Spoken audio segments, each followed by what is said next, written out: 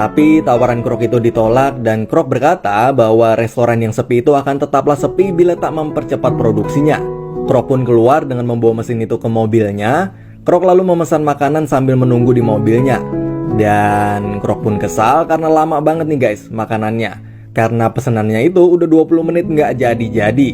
Akhirnya Krok pun pergi ke restoran lain dan sama, tawaran mesin fast foodnya itu juga ditolak. Lalu lagi-lagi Krok mesen makanan di restoran di deket situ dan lagi-lagi pesenannya lama banget datangnya. Dan pas udah datang ternyata salah pesenan. Krok yang mesen barbecue malah dikasih menu lain. Krok pun kecewa dan langsung pergi. Singkat cerita, di sebuah hotel tempat Krok menginap, Krok memutar kaset tentang motivasi yang mungkin dia udah dengerin setiap hari. Dan di malam itu dia dengerin lagi sambil terus merenung. Suara dari kaset itu mengatakan bahwa orang yang gigih akan mengalahkan orang yang berbakat, mengalahkan orang yang berpendidikan, dan bahkan mengalahkan orang jenius sekalipun. Rumusnya adalah, bila kita mengubah pikiran kita, maka hidup kita juga akan berubah. Sambil tertidur, Krok pun terus merenungkan kalimat itu. Singkat cerita, pagi harinya kembali seperti hari-hari sebelumnya, di mana Krok menawarkan mesin fast foodnya itu tapi ditolak lagi. Lalu Krok menelpon ke kantornya dan menanyakan soal list-list restoran baru untuk dia kunjungin. Dan si resepsionis itu mengatakan bahwa ada sebuah restoran yang memesan 6 mesin mixer sekaligus nih guys. Krok pun langsung kaget karena selama ini dia ngejual satu aja susah banget. Tapi ini kok ada restoran yang sampai mesen 6 mesin sekaligus. Krok pun minta nomor telepon restoran itu dan kemudian dia nelpon restoran itu dan... Hello, McDonald's. Krok lalu minta disambungin ke pemilik restoran itu. Tapi kata si penerima telepon itu, pemilik restorannya ada 2 orang yang bernama Mac dan Dick. Akhirnya Krok pun bicara sama Dick, tapi Dick kelihatannya lagi sibuk banget karena lagi banjir pesanan banyak banget. Nah, Krok pun konfirmasi bahwa apa bener McDonald pesen 6 mesin, tapi Dick bilang salah. McDonald justru pesen 8 mesin nih guys. Krok pun kaget lalu minta alamatnya. Lalu pas Krok lihat di peta, alamat tuh McDonald ternyata jauh banget di California. Mungkin kayak dari Jakarta ke Surabaya. Lalu dia pun langsung bergegas pergi ke sana buat nganterin mesinnya. Dan selama di perjalanan dia nggak bisa nahan rasa senengnya karena itu jadi penjualan yang besar banget buat dia. Karenanya unik banget dan berbeda dengan restoran-restoran yang ada selama ini. Tapi Krok masih nggak tahu nih guys gimana cara makan tanpa piring dan sendok. Maka dia pun merhatiin orang-orang di sana dan ngikutin cara makannya.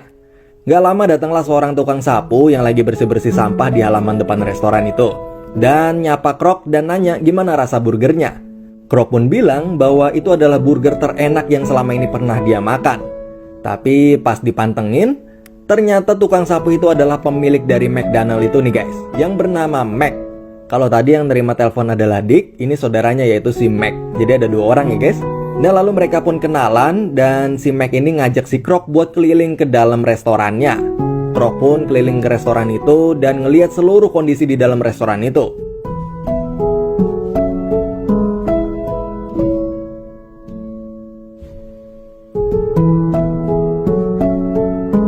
Dan gokil, satu burger siap cuma dalam waktu 30 detik doang.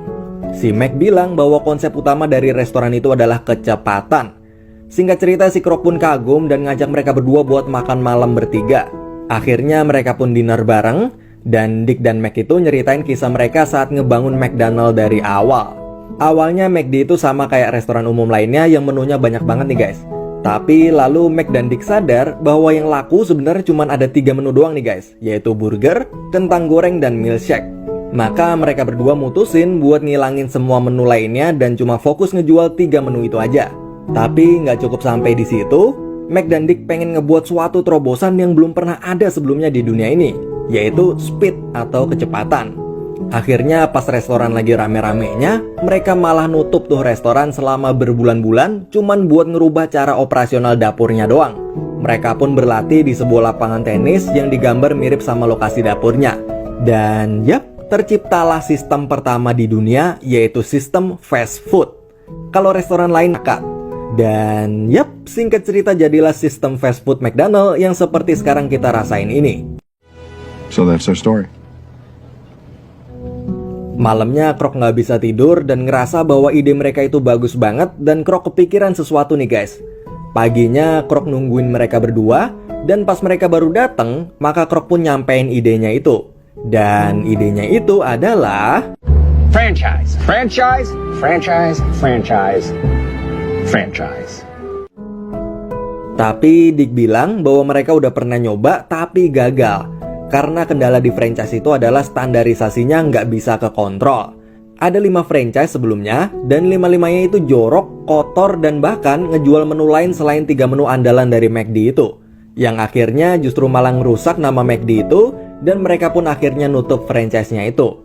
Dan sekarang Mac dan Dick berpikir bahwa lebih baik punya satu restoran yang sempurna daripada punya 50 restoran tapi jelek semua. Debat pun berlangsung antara Kroc dan mereka berdua, dan Kroc pun nyuruh mereka buat ngerekrut supervisor buat ngawasin tiap franchise-nya biar standarisasinya tetap kejaga. Tapi mereka tetap saling bantah-bantahan nih guys.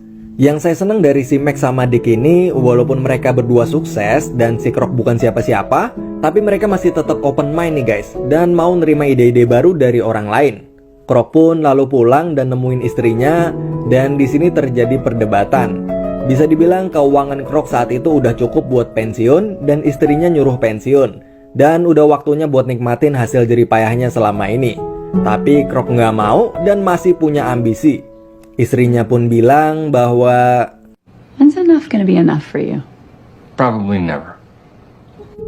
Kroc pun bilang bahwa dia butuh istri yang selalu ngedukung dia nih guys, dan bukan justru jadi sama kayak orang-orang lainnya yang selalu ngeremehin dia. Singkat cerita, Kroc berhasil ngeyakinin Mac sama Dick. Awalnya Dick ragu kalau Kroc bakal berkhianat, tapi Mac nyuruh buat ngikat Kroc itu dengan perjanjian resmi hitam di atas putih, yang artinya mereka berdua bisa tenang karena udah terikat hukum. Setelah itu Kroc ngegadain rumahnya, dan Kroc pun investasi di McDonald's dan buka franchise McDonald's pertamanya. Di situ pun langsung rame, dan Kroc berusaha banget buat tetap ngejaga kualitas McDonald's biar tetap sama persis kayak cabang pusatnya. Tapi Kroc sekarang jadi sering banget cekcok sama Dick nih guys, karena gagasan-gagasan baru dari si Kroc selalu ditolak sama si Dick. Kayak kerja sama Coca-Cola tapi ditolak Dick dan lain sebagainya. Kroc pun marah dan kesel, tapi tetap bisa nerima keputusan si Dick itu. Karena maklumin bahwa dulu Dick sempat percaya sama orang lain, tapi justru franchise McDonald's-nya malah jadi kacau. Jadi sekarang Dick lebih berhati-hati. Lalu setelah cabang pertama franchise Kroc itu sukses, Kroc nggak berhenti di situ nih guys. Jiwa salesnya terus membara, dan kemanapun dia pergi, dia selalu nawarin teman-temannya buat investasi buat buka cabang franchise MCD baru. Alhasil dalam sebulan, Kroc berhasil ngebuka 3 cabang franchise sekaligus dari investasi temennya. Tapi pas udah jalan kurang lebih semingguan, pas Kroc ngecek kondisi franchise temennya itu, buset kacau banget. Jorok dan gak sesuai standar sama sekali. Kroc pun lalu marah-marah dan mutusin buat ngelola sendiri franchise itu tanpa campur tangan investor. Jadi intinya si investor cuman duitnya aja, tapi yang ngelola sekarang tetap semua ada di tangan Kroc lah gitu. Lalu suatu ketika, Kroc lagi di kantor dan ada seorang Yahudi yang lagi ngejual buku Alkitab nih guys, atau Injil. Lalu Kroc nanya, kenapa orang Yahudi ngejual bukunya orang Kristen gitu. Lalu sales Yahudi itu ngejawab bahwa dia butuh duit. Nah dari situ Kroc ngerekrut orang yang taat agama itu buat jadi supervisor, dan ternyata sukses nih guys. Istri dari supervisor itu juga ngebantu suaminya kerja buat ngepromosiin McDonald dengan ngebagiin permen-permen berlogo McDonald. Dari situ si Kroc ngerasa iri karena ngelihat suami istri itu. Dia ngelihat bahwa suami istri ternyata bisa kompak dan saling dukung kerjaan satu sama lain. Sedangkan Kroc ngerasa istrinya di rumah nggak ngedukung dia. Kroc juga mulai berpikir kalau orang yang taat agama itu cocok banget nih guys jadi supervisor. Karena kalau dia patuh sama agama, maka dia juga akan patuh sama standar di pekerjaannya. Akhirnya Kroc pun mulai sekarang merubah cara dia ngerekrut orang. Kroc udah nggak lagi ngerekrut sembarang orang, tapi dia sekarang ngunjungin gereja, tempat ibadah Yahudi, dan tempat-tempat agama lain buat pidato dan perekrutan karyawan di sana. Di situ banyak banget yang gabung dan ternyata berhasil. Orang-orang yang Kroc rekrut dari latar belakang agama itu pada bagus-bagus semua kerjanya. Franchise atau waralaba Kroc pun sukses besar, dan semua standar operasionalnya dari McDonald itu bisa terjaga dan tetap sama kualitasnya. Nah dari situ Kroc pun dapat pelajaran bahwa kunci sukses dalam jalanin usaha adalah rekrutmen yang baik.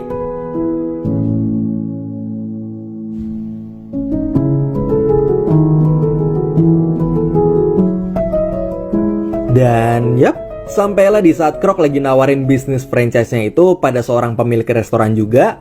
Kemudian dia bertemu seorang perempuan cantik, perempuan yang pandai main piano, dan yang terpenting perempuan itu juga punya ambisi yang sama si Krok. Tapi dia adalah istri calon investornya itu. Dan di malam itu Krok pun jatuh cinta pada pandangan pertama dengan wanita itu. Dan singkat cerita, Krok lagi ngalamin masalah operasional franchise-nya nih guys. Dia kehabisan dana. Dan setelah diteliti ternyata biaya operasionalnya gede banget daripada persentase keuntungan yang dia dapetin.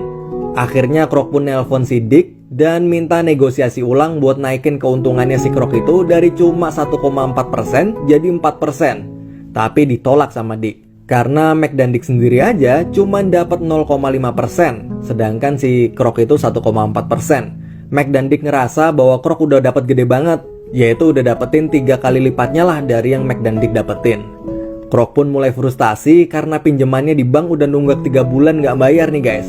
Jadi intinya di situasi kayak gini si Krok itu emang sukses bisnis franchise-nya. Punya 3-5 cabang McDonald dan semuanya rame dan semuanya standarnya tetap kejaga. Omsetnya pun tinggi, cuman ternyata pas diteliti pengeluarannya pun juga tinggi. Jadi bisa dibilang bisnisnya ini gak sehat. Dan saat Krok lagi puyeng itu, maka datanglah seorang konsultan yang nawarin ke Krok sebuah perombakan bisnis.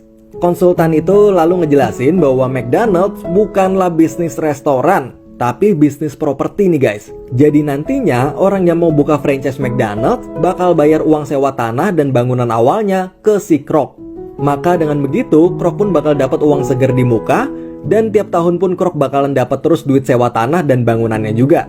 Jadi diubah nih guys konsepnya. Sebelumnya investor yang mau buka McDonald, maka mereka bakalan cari tanah sendiri atau bahkan buka McDonald di tanah mereka sendiri. Tapi sekarang udah nggak perlu lagi, Krok udah nyiapin tanahnya, jadi investor tinggal ngasih duit aja buat ngebangun McDonald-nya dan buat bayar uang sewa tanah itu ke si Krok. Akhirnya Krok pun setuju dengan saran dari konsultan itu, dan Krok pun mulai ngebangun perusahaan baru bernama Franchise Realty. Atau kurang lebih artinya adalah bisnis properti berbasis franchise. Kan ada bisnis properti yang konsepnya perumahan, ada properti apartemen, properti kantor, dan lain-lain ya guys. Nah kalau si Krok ini konsepnya franchise restoran. Gokil nggak tuh? Nah bisnis barunya itu pun sukses banget, dan puncaknya Krok ngebeli tanah tempat restoran McDonald pertama berdiri, yaitu tanah yang disewa si Mac dan Dick. Akhirnya si Mac dan Dick ini bisa dibilang udah nggak punya kekuasaan penuh lagi atas kepemilikan McDonald's pertamanya itu. Dan akhirnya Krok pun bebas buat ngerubah standar McDonald dari yang aslinya sesuai kemauan dia. Dia jadi bebas kerja sama Coca-Cola, dia pun bisa nyiptain menu-menu baru, dan yang lain sebagainya.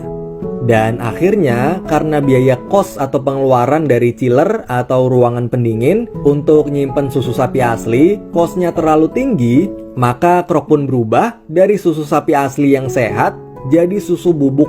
Dan sekarang McDonald udah nggak perlu lagi pakai mesin pendingin atau chiller itu, dan karena biaya listrik udah berkurang, maka keuntungan bisa lebih gede. Mungkin dari situlah yang tadinya McDonald adalah restoran fast food yang sehat berubah menjadi junk food ya guys. Dan parahnya lagi si Krok dan Joan, yaitu cewek istri salah satu investornya itu selingkuh. Shit. Dan di suatu malam saat Krok lagi makan malam sama istrinya, Krok pun bilang bahwa I want a divorce.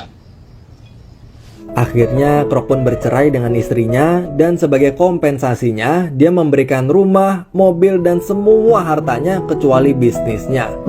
Lalu kita lanjut lagi ke masalah si Krok dengan Mac dan Dick ini ya guys. Saat ditelepon mereka pun berdebat dan Krok ingin membatalkan kontraknya dan mengambil alih McDonald sendirian. Mendengar itu Mac pun langsung marah dan kecewa berat nih guys, karena udah percaya banget sama si Krok tapi si Krok malah berkhianat. Mac mau nuntut jalur hukum ke Krok, tapi si Krok itu bilang bahwa dialah yang akan menang gitu. Krok bilang bahwa I'm national. You're fucking local. karena si Mac terlalu marah, maka Mac pun diabetesnya kambuh lalu kolaps dan pingsan. Dan saat di rumah sakit, Mac dan Dick sedang ngisi TTS, tiba-tiba datanglah Krok yang ngejenguk dan bawa bunga. Tapi di bunga itu ada sebuah amplop. Krok pun ngasih amplop itu ke Mac dan Dick. Lalu mereka berdua ngebuka amplop itu dan ngeliat bahwa isinya adalah cek kosong. Krok berencana ngebayar berapapun yang mereka berdua mau buat nyerahin McDonald's itu ke dia.